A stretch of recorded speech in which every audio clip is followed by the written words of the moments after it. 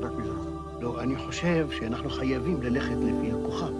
בכתבי הקודש כתוב, ילד יולד לנו, ינסיך ישראל וישבקס מלכות דוד, עם היושב בראש יראו, שמו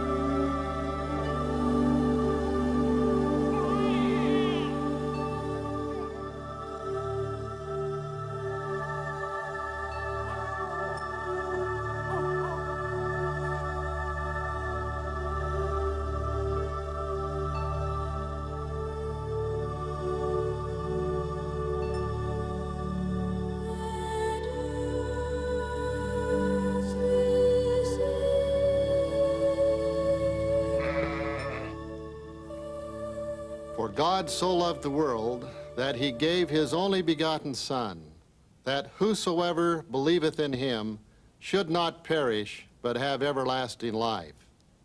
Through missionary work, we can take part in bringing everlasting life to all our Father's children. Brothers and sisters, this is a wonderful time to do missionary work.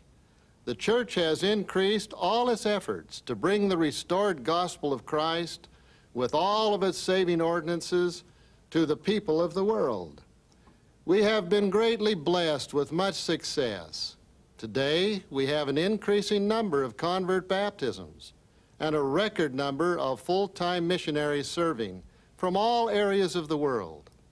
The placement of the Book of Mormon is on the increase, and there has been a dramatic rise in referrals from our media efforts through radio and television. But there is still much to do.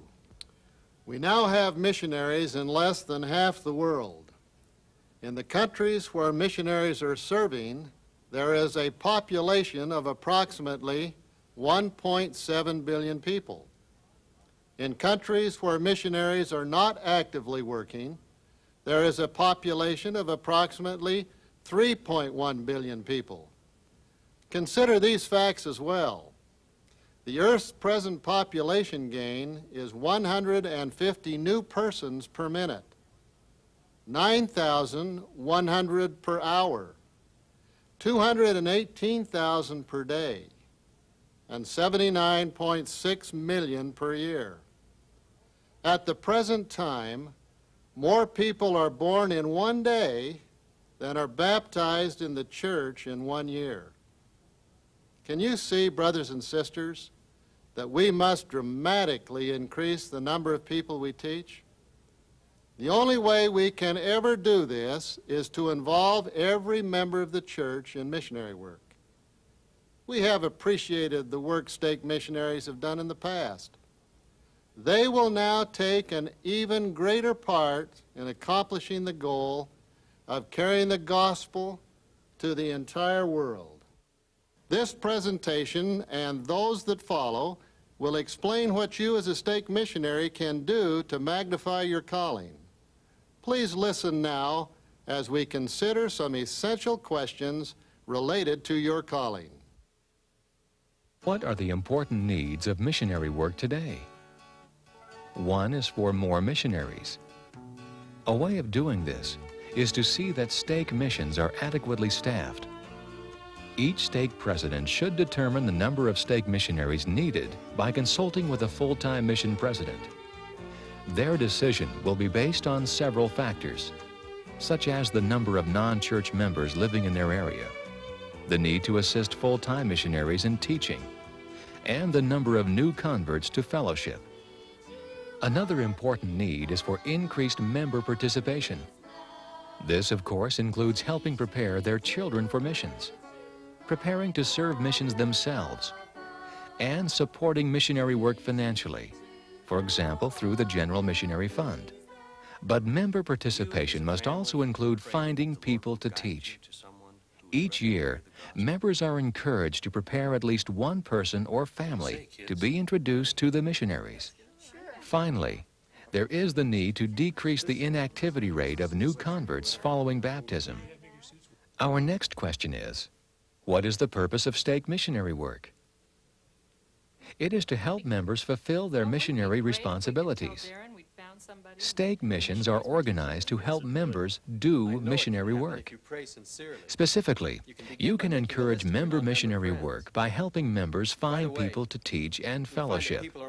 You can serve as finders yourselves for the full-time missionaries, assist in teaching investigators, and fellowship new members. In this manner, many more non-members will be contacted.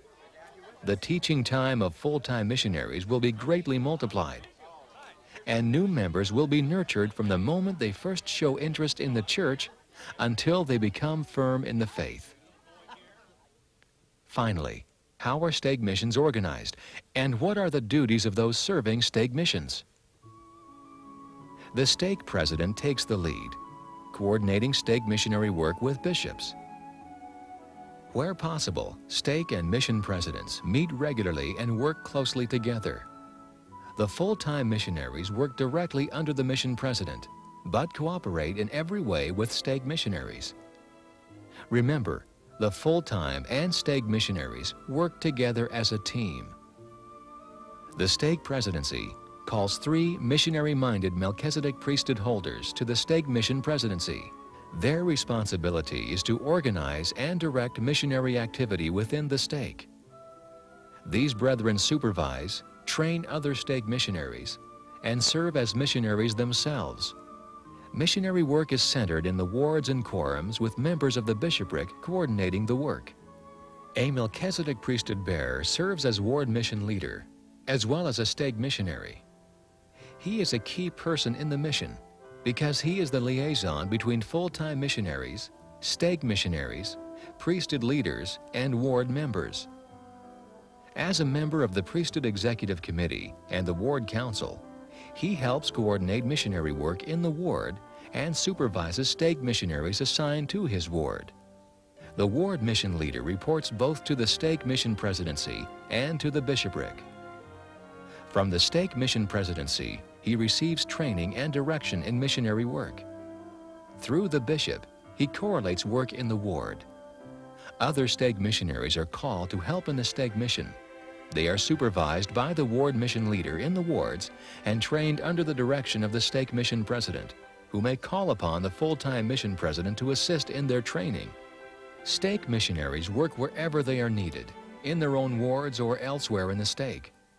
They are called to serve for a specified time, normally 24 months, and to work a minimum number of hours each week, usually 10. They should not have other church callings, though they may be assigned as home teachers or visiting teachers to the homes of part-member families. Bishops should recommend qualified members to serve as stake missionaries and include newly baptized members whenever possible. As has been mentioned, one of the responsibilities of the ward mission leader and stake missionaries is to build a close relationship and cooperate with the full-time missionaries. One way to do this is through the weekly correlation meeting with the full-time missionaries. That was a general look at how stake missions are organized and the duties of those serving stake missions. Because time is spent working with people, it's important to continue to develop good interpersonal skills: warmth, sincerity, spirituality, openness, and the ability to form positive spiritual relationships. Of course, goals and organization are important, but we need to concern ourselves first with people. Now, let's show how the missionary team works together to bring a non-member from investigation to baptism to establishment in the ward. This line represents the progress of new converts from their first introduction to full activity in the church. Let's assume this line marks the time of baptism. The process of conversion might begin with the stake missionary who is actively finding people to teach. Through his own work and work with ward members and priesthood leaders, the Stake Missionary is able to find people interested in hearing about the church. In the beginning, they are prepared to hear the discussions. A member family or other Stake Missionaries may take part in this. When the investigators are ready for the discussions, Stake Missionaries call upon the full-time missionaries who do the teaching. The Stake Missionaries attend as many of the discussions as possible, participate in teaching as needed, friendship the non-member, and sustain fellowshipping activities. When the investigator makes the commitment to be baptized, the bishop is introduced to the investigator and begins the plan for fellowshipping that will continue from now on. At this time, the bishop may assign home teachers. The investigator, supported now by many people, enters the waters of baptism and becomes a member of the ward.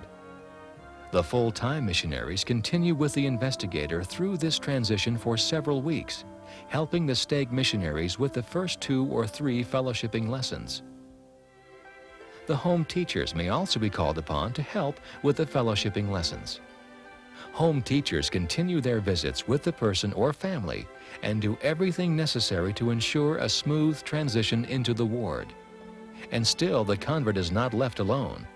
The ward mission leader encourages the bishop to interview new members to determine worthiness for ordination to the priesthood, help them prepare for the temple, and in other ways take a personal interest in them. The ward mission leader, Stake Missionaries, and the fellowshipping family continue fellowshipping new members until they are well established in the ward. This inspired program ensures that the investigator is never forgotten at any time in the process of conversion, but feels the support of many members and missionaries. And can you see the importance of the role the Stake Missionaries play in continuing with the person from the beginning until full integration into the church? The following summarizes the basic activities of the Stake Missionaries as investigators begin their study of the gospel and finally become active church members. Basic duties of Stake Missionaries. Finding. 1. Do personal finding and friendshipping. 2. Help members find and friendship. Teaching. 1. Do personal friendshipping. 2. Assist full-time missionaries who do the teaching. Baptizing. 1. Participate in the baptismal services. Fellowshipping. 1. Do personal fellowshipping. 2. Teach fellowshipping lessons. The full-time missionaries attend 2 or 3 lessons. 3. Help converts succeed in their callings. 4. Encourage bishops to take a personal interest, give a church calling, and ordain to the priesthood. 5. Introduce home teachers. 6. Prepare converts for the temple. You now have received an introduction to the work of the Stake Missionary. We hope you have a basic understanding of it. We now encourage you to participate together in the discussion and planning activities. Now, please discuss the following questions. You may wish to refer to the letter from the First Presidency to help answer them. When you have finished the discussion, please restart the tape. How can Stake Missionaries help? Increase the number of missionaries, involve more members in finding efforts, increase the number of converts, retain converts? What are the roles of Stake Missionaries in finding, teaching, baptizing, and fellowshipping? What are the duties of the Stake Missionary team? Stake Mission Presidency, Ward Mission Leader, Stake Missionaries, Full-Time Mission.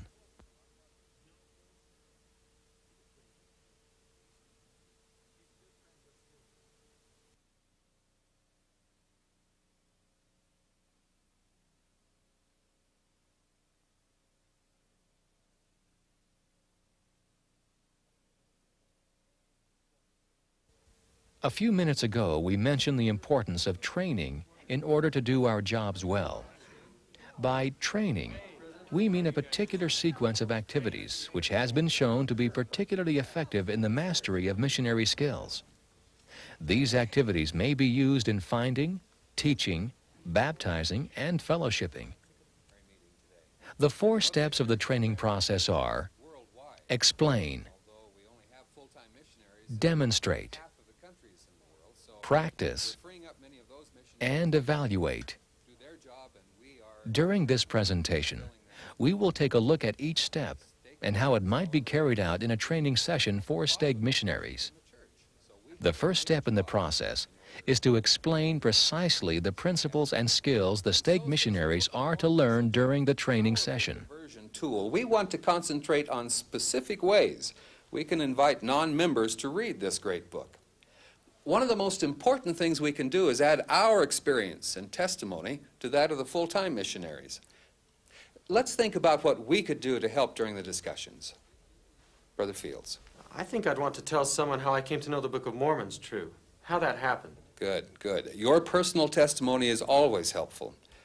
Brother Albright. Once the skills have been explained and discussed, the next step is a demonstration to show precisely how it should be done. I might say, if I were out with a full-time missionary, Brother Mortensen, if you play the part of the investigator, please, and Brother Albright, if you will take the part of the full-time missionary. Now, if we can have a couple of strong-armed brethren volunteer to move this heavy table out of the way. Thank you, brothers. And if someone will move the screen there, please. The demonstration could be live by the stake mission president and other missionaries, or it could be a video or audio tape. Whatever medium is selected, it's usually better to use 2 or 3 examples.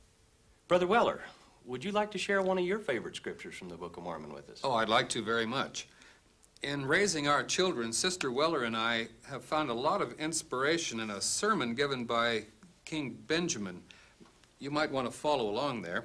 The whole sermon is wonderful, but this part is one of our favorites. And ye will not suffer your children that they go hungry or naked. Neither will ye suffer that they transgress the laws of God and fight and quarrel one with another. The demonstration must clearly and correctly illustrate the skills explained. Then take time for a brief discussion right after the demonstration. Here you will analyze the performance, helping to bring out important points. After the explanation and demonstration comes the 3rd step in the training process. Here the missionaries practice the skills themselves.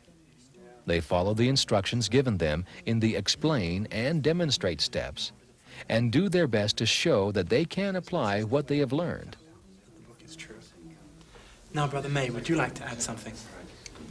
I know that this book is scripture. I've made a practice of reading it each day, and I've felt the Spirit of the Lord in my life. I know that you can have this same peace and assurance. During the practice period, participants evaluate one another's performance and give feedback to each other. This last step is vital and is often difficult to do properly. Because of the importance of this step, we'll take a closer look at it. It's important to establish a relaxed, non-threatening atmosphere that will help everybody feel free to practice and accept suggestions. There are 5 principles for giving effective feedback that help create a non-threatening atmosphere and at the same time allow people to clearly see weaknesses and strengths. The first principle is, be as positive as you can. Watch first for the things that others are doing right, and then give appropriate praise. Effective praise is more than just a general pat on the back. The second principle is, be very specific, zeroing in on precisely what the missionary does or says that's right or needs improvement. Everybody can be helpful in identifying these specifics. What specific things did Brother May do? And what happened? Well, he shared his feelings. You could really tell that he meant what he was saying. And how did you feel? Very much at ease. I could sense that. Of course, you must also be very specific in describing mistakes or weaknesses. This type of feedback is more difficult to give than praise. In fact, some people avoid corrective feedback altogether for fear of seeming overly critical. However, feedback is necessary to help all of us overcome our weaknesses. Yeah, I did notice one thing. I wondered if that scripture that he read there was really something that an investigator could relate to. It seemed a little deep for someone not acquainted with the doctrine. This principle and the next one help correct mistakes in a positive way. First, try giving descriptive feedback rather than criticism. But the investigator didn't have a copy. Oh, I didn't think anything about that. Descriptive feedback doesn't focus on bad and good. Instead, it describes a performance as a camera might record it, without making value judgments. People can usually do that for themselves. The next principle is to create an equal relationship. This means you put yourself on the same level as the one receiving feedback. Instead of being the expert and telling him what to do, you adopt an attitude of working together. The final principle of effective feedback is to give people a chance to try again so that they can improve their performance. I wonder if we could try that again. I'd like to try a few other things. Good feedback is vital to effective training. As you participate in missionary training, remember, be as positive as you can. Be specific in describing strengths and weaknesses. Give descriptive feedback instead of criticism. Create equal relationships. And try again. You'll find this training approach very effective in learning new missionary skills, especially practice and feedback. Give them a try and see. Also, you can use the approach to help members put into action their good missionary intentions. What would you like to do to help them feel the Spirit? I don't know. I suppose I could, talk about family home evening. Do you think that would best prepare them to feel the Spirit? I think so. But how do you bring that up without them being offended? Tell you what, would it help if we practiced a little? Right now? Sure, if it's all right with you. Okay. I'll be, Roger. This has been a very brief overview of the four-step training procedure. We believe, however, that with your experience, you will be able to implement the training procedure both in learning and teaching. This approach is essential to the development of skills which have to be practiced to be mastered. You may want to participate in a short practice session like the one you've just seen. It'll give you some experience with the training process. Suppose you're out assisting a full-time missionary and teaching a discussion to an investigator and you're asked to share your favorite scripture. Turn to the person next to you and share your favorite scripture from the Book of Mormon. In doing this, you may want to go through the 4 steps: explain, demonstrate, practice, and evaluate. When you have finished, restart the tape for concluding remarks from Elder Ballard.